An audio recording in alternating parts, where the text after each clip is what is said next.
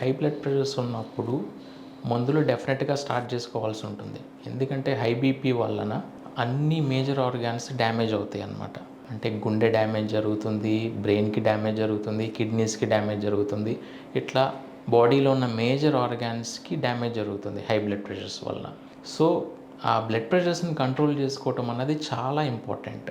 కానీ once start చేస్తే జీవితాంతం వేసుకోవాలి అన్నది మిస్కాన్సెప్షన్. మెడికేషన్ స్టార్ట్ చేసి దాంతోపాటు లైఫ్ స్టైల్ చేంజెస్ అనేవి కూడా స్టార్ట్ చేసుకుంటే, అంటే రెగ్యులర్ వాకింగ్ కానీ ఎక్సర్సైజ్ కానీ చేసుకోవటము, మన డైట్ హ్యాబిట్స్ చేంజ్ చేసుకోవటము, వెయిట్ తగ్గటము, వీటన్నిటి వల్ల న్యాచురల్గానే కొంత బ్లడ్ ప్రెషర్స్ తగ్గుతాయి అన్నమాట.